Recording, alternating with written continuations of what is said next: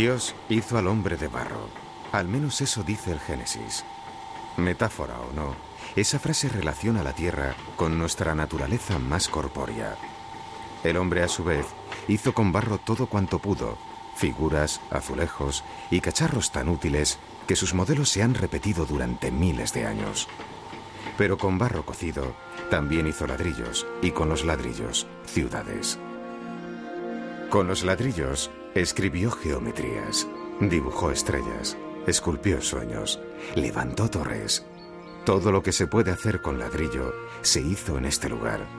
Y este lugar nació porque existe el ladrillo y la cerámica, y existe el hombre. Por eso aguanta, aunque algunos lo duden. Si el hombre existe, que es barro vivo, Teruel existe, porque es barro cocido. Ladrillos hacia el cielo.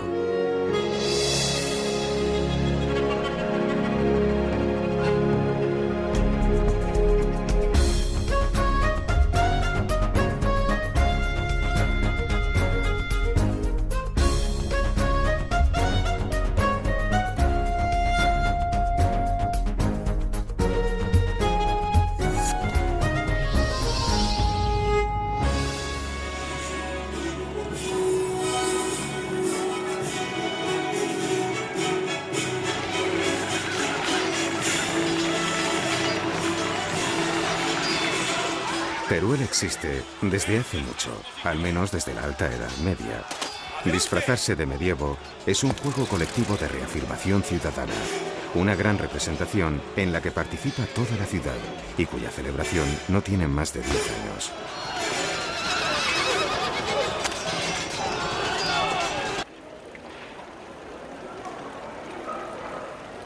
Plaza del Torico.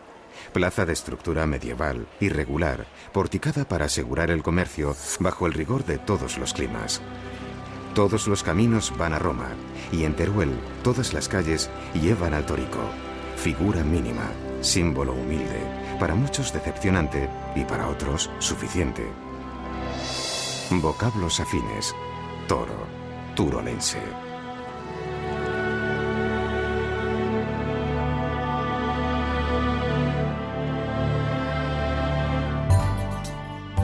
Gusta mucho tener un principio mítico. Un toro junto a una estrella es una señal para un rey que quiere fundar una ciudad sobre un cerro estratégico. Teruel fue conquistada a los musulmanes en el año 1171 por el rey Alfonso II el Casto. Disfrutó de una época de esplendor en el tránsito de los siglos XIX al XX. Sin embargo, casi fue olvidada en la segunda mitad del siglo XX, pero ha renacido, ha llamado a las puertas de su propia historia y ha afirmado con contundencia: yo existo.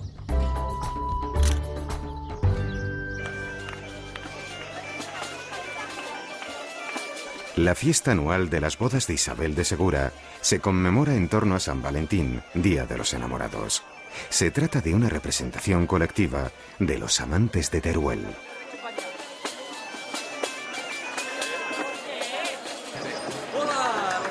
La historia es esta.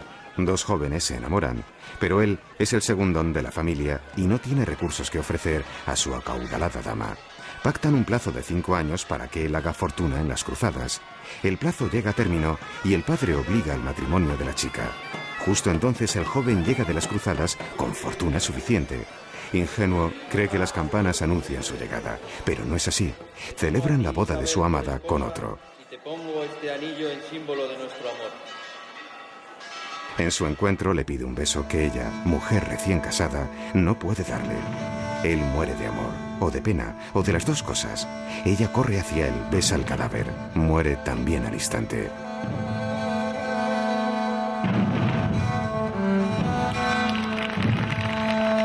Y los entierran juntos, cuerpo con cuerpo, aquellos que en vida se amaron y no pudieron consumar su amor. La historia y la literatura están llenas de amores imposibles, rotos o trágicos.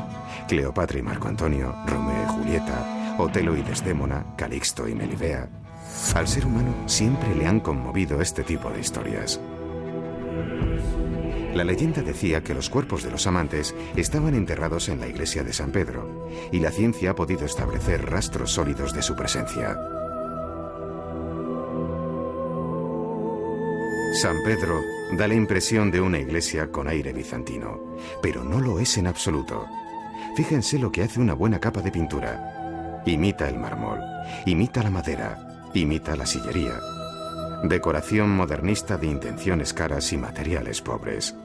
La falsificación no corresponde a una impostura, sino a la escasez económica de la época y a un cierto descaro inocente.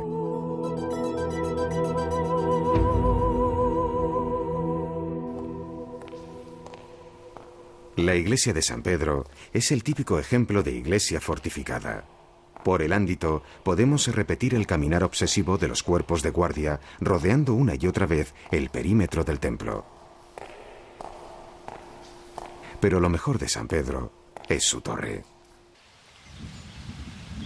Se trata de la torre mudéjar más antigua de toda la ciudad, desde cuyo campanario se llamaba al culto, a la defensa o a sofocar el incendio, y cuya puerta taladra su base de lado a lado y marca la frontera entre el barrio cristiano y el barrio judío.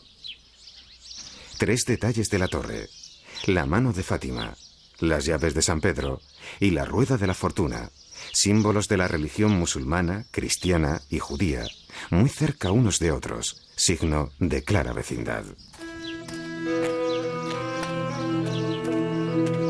En el recinto de San Pedro hay un museo dedicado a los amantes. No se sabe cuánto se exageró la historia, pero algo cierto debió ocurrir en Teruel en aquel lejano siglo XIII. Juan de Ávalos logró un dramatismo conmovedor. Las manos están cerca, pero no se llegan a tocar. ¿Hay mejor metáfora para expresar un amor imposible? El hecho es que bajo las tumbas se conservan las momias de un hombre y una mujer, cuya datación, gracias al carbono 14, pertenece con exactitud a la misma época en la que se sitúa la historia de los amantes.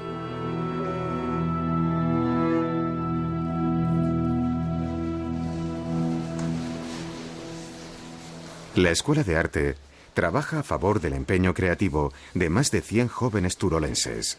Sus ilusiones, sus expectativas, todo pasa por una formación que se mueve entre las disciplinas clásicas y el moderno diseño de productos.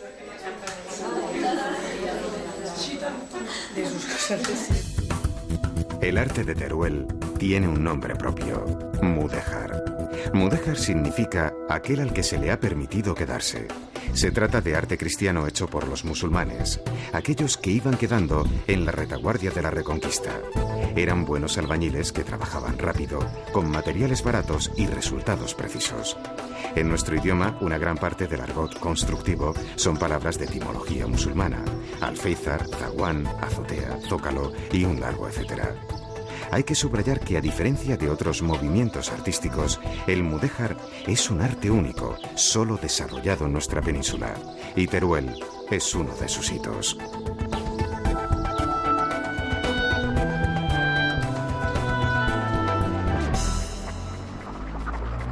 Al subir los escalones de la Torre del Salvador, la penumbra anuncia un espectáculo único e irrepetible.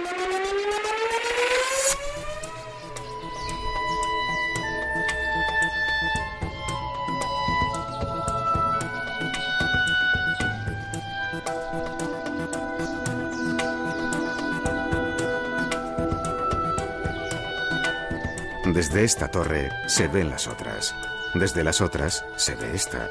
Un juego de reflejos e insinuaciones en el que cada torre es idéntica a sí misma en los 4 lados y a la vez diferente a las demás.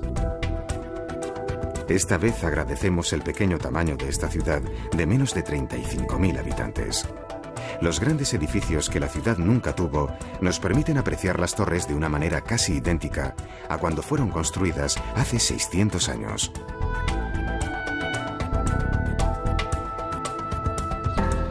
Curiosa aportación del mudéjar turolense: la cerámica.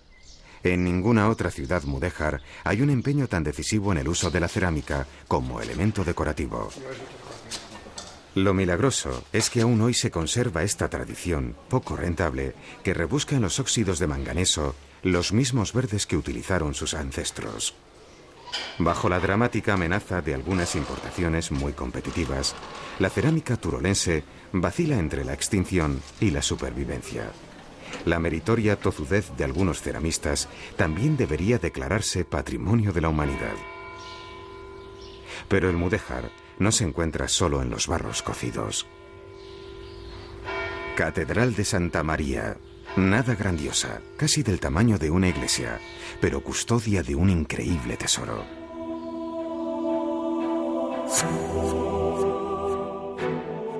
El tesoro no es su magnífico cimborrio mudéjar ni el retablo de madera renacentista.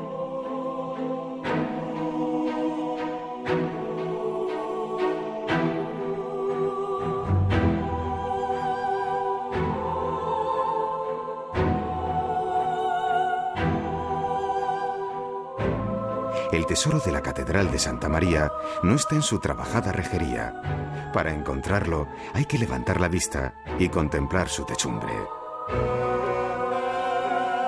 Gracias a que hace unos siglos tuvieron el dudoso gusto de tapar la techumbre y no destruirla debido a su funcionalidad, hoy se conserva en un estado excelente. La techumbre es todo un relato de trazo almohade y narrativa cristiana. Es como un inmenso cuadro de 250 metros cuadrados que nos cuenta el Teruel del siglo XIII. Una curiosidad que se anticipa en muchos siglos a lo políticamente correcto. El número de figuras masculinas y femeninas en toda la techumbre es idéntico.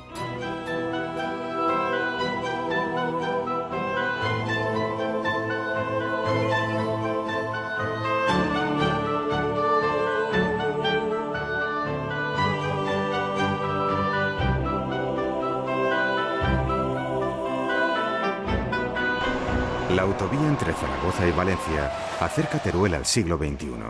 Antaño el tren era el único enlace de Teruel con el mundo. La llegada del ferrocarril supuso un gran impulso para el Teruel de principios del siglo XX. En la actualidad, un ascensor conecta la estación con la ciudad, pero a principios del siglo XX se construyó una poderosa escalinata que ascendía desde el nivel del ferrocarril hasta la plaza del Óvalo. La escalinata es todo un símbolo de aquella época.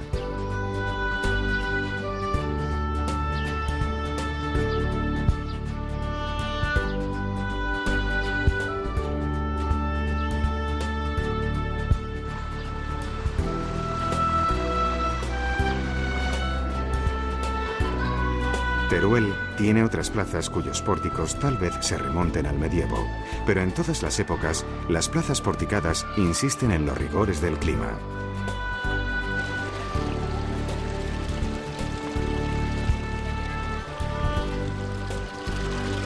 El agua de la fuente nos recuerda que la lluvia que discurría por la plaza del Torico terminaba escurriendo en un aljibe que hoy es visitable, grandioso depósito de más de 7 metros de altura.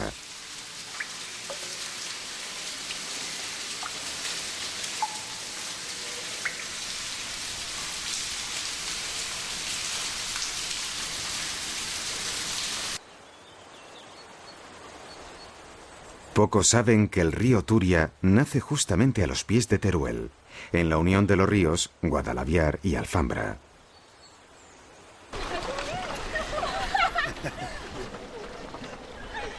El pantano, situado a pocos kilómetros de la ciudad, es la auténtica playa de Teruel. Con frecuencia la fama de sus inviernos hace olvidar el rigor de sus veranos. Los turolenses le sacan mucho partido a esta zona de expansión en la que el principal elemento es el agua, un bien muy apreciado desde siempre.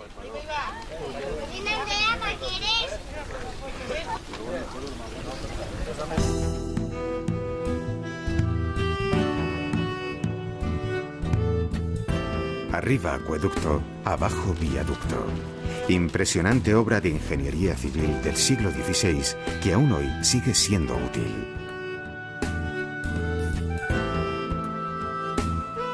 Teruel no es una ciudad llana, ni mucho menos.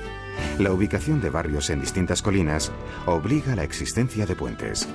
El viaducto se construyó a principios del siglo XX y hoy es paso exclusivo para peatones.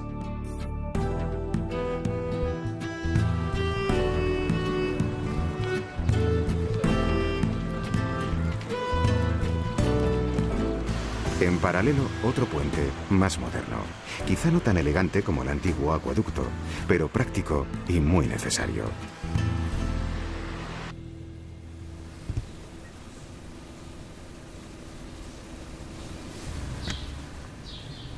El jamón de Teruel tiene tanta fama como su frío. Ambos están indisolublemente unidos. De hecho, el clima seco invernal durante el periodo de curación es el ingrediente que lo hace único. Bien cortado, bien servido y mejor comido. Su jamón es mucho más conocido que su escuela de hostelería. Pero lo cierto es que esta pequeña escuela situada en el corazón de la ciudad es un centro de aprendizaje y desarrollo del Teruel contemporáneo. Algunos grandes cocineros proceden de ella. Apreciamos los matices, acto seguido vamos a oler y ya la prueba definitiva es gustarlo. Cogemos la copa, introducimos un poquito en el paladar.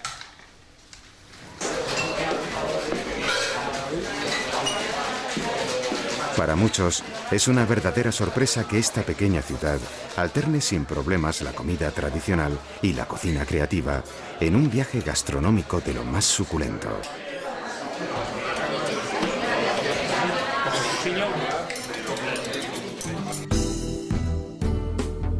El Palacio de Congresos es una apuesta de nueva arquitectura y un reto para una ciudad como Teruel que entra en el competitivo mundo de los congresos y las ferias, al que parece que en los últimos años se han apuntado muchas de las ciudades de nuestro país. Sin embargo, Teruel tiene una propuesta muy consolidada, Dinópolis, el único parque temático de nuestra geografía dedicado a los dinosaurios.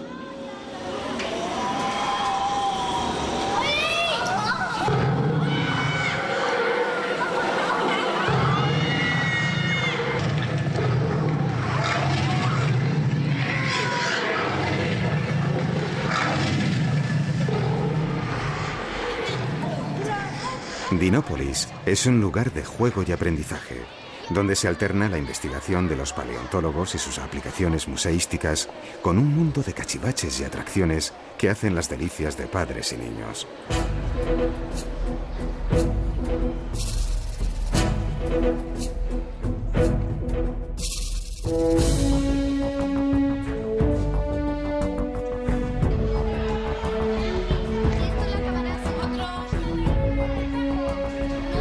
Los niños se lo pasan en grande en un parque temático donde cabe el aprendizaje y el juego.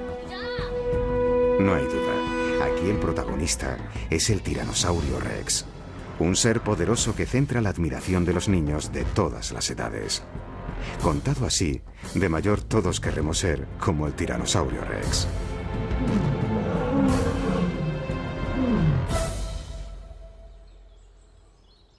Lo más interesante es que toda la región está llena de huellas de dinosaurios, huesos y restos de aquel mundo remoto.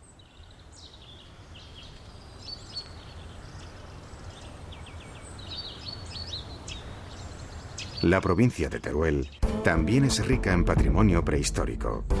En cuevas y abrigos de la zona es posible ver representaciones de animales que todavía corretean por campos cercanos.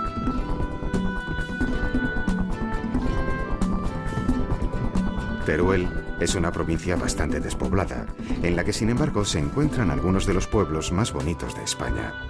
Albarracín ocupa con propiedad uno de los primeros puestos.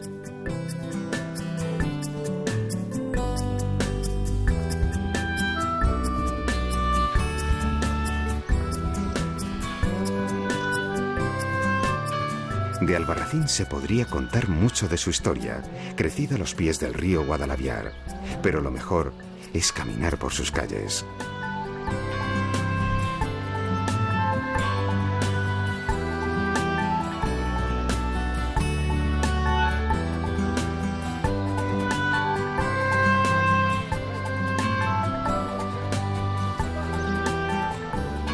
Pasear por las calles de Albarracín es disfrutar la variación sin igual de los matices terrosos de sus fachadas, fijarse en los detalles o detenerse frente a los imaginativos llamadores de hierro de sus puertas.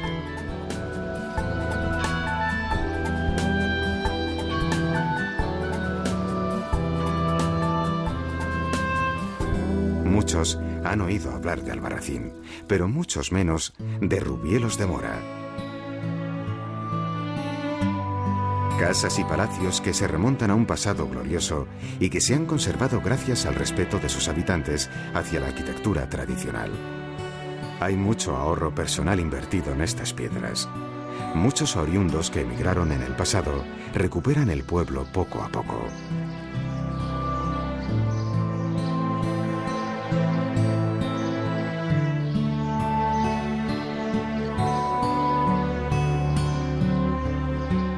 La vida nos sorprende cuando traspasamos el umbral de una de estas casonas de Rubielos y descubrimos un interesante museo de pintura abstracta.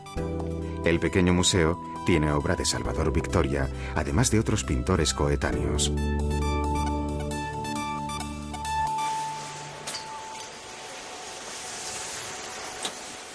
En Teruel, la nieve es un negocio reciente. La mejoría de las comunicaciones ayudan a que sus pistas sean lugar de aprendizaje de muchos valencianos, que viven al nivel del mar, pero en la cercana provincia de Teruel tienen el pueblo de mayor altitud de España, Valdelinares.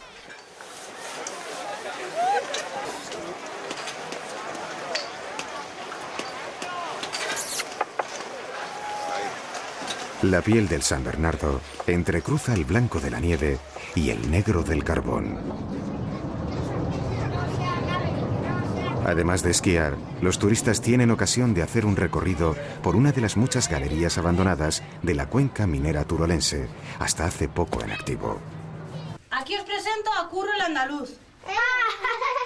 Mundo desgarrador, en lo que no hace falta tener una sensibilidad muy acusada para percatarse de las especiales condiciones de dureza y peligro de la vida minera.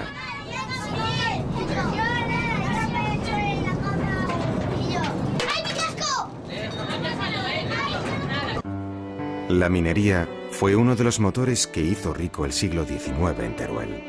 El modernismo, que era el estilo epatante del momento, aparece en algunos edificios del casco antiguo.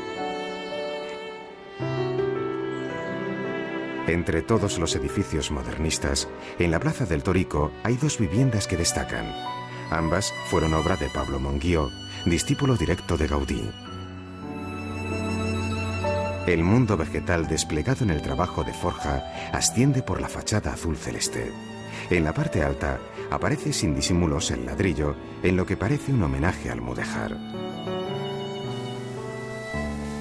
Mucho en Teruel se construyó en neomudéjar. Con persistencia, la ciudad retorna a su origen mestizo.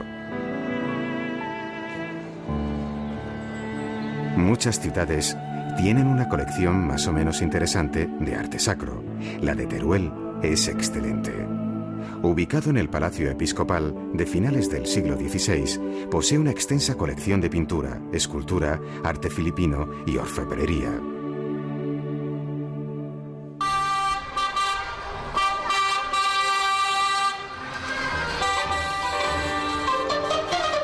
Más allá de los museos, la animada vida cultural de cualquier ciudad española está salpicada de sorpresas de última hora. Durante unos minutos, la alegría de las danzantes retumba en toda la plaza. Todo nos recuerda que las viejas piedras están empapadas de resonancias invisibles, gestualidad de la historia colectiva, cuyos útiles han ido guardándose en un hermoso edificio del siglo XVI. En el Museo Provincial duermen arrumbados los objetos del pasado, un pasado que hoy nos resulta lejano y sorprendente. ¿No es increíble que construyesen una máquina de tamaño tan considerable para confeccionar espaguetis? ¿Era necesario proteger las alpargatas de la nieve? ¿Había pastores que ya disponían de una cubertería plegable hecha de hueso? El museo redobla su interés con una farmacia de época que en su día fue trasladada pieza por pieza desde su lugar de origen, pero también conserva vestigios de un pasado remoto en el que destaca un mosaico romano.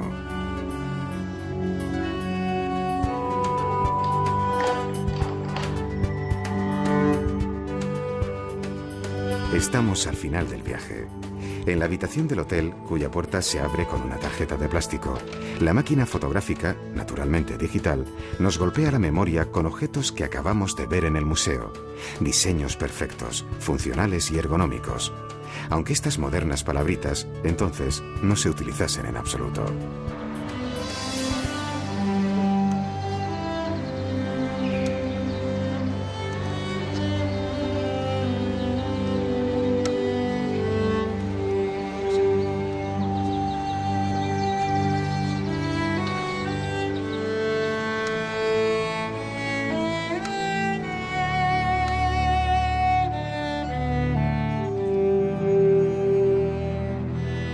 En un mundo donde casi todas las ciudades coronan sus plazas con estatuas inmensas o fuentes grandiosas, Teruel, tan alejada de las grandes rutas, muestra con sencillez su símbolo más preciado, el torico. A juzgar por la pequeña dimensión de este símbolo, a muchos nos parece que la humildad es una cualidad que tiene un tamaño inmenso, absolutamente inmenso, tal vez la más grandiosa de las cualidades humanas.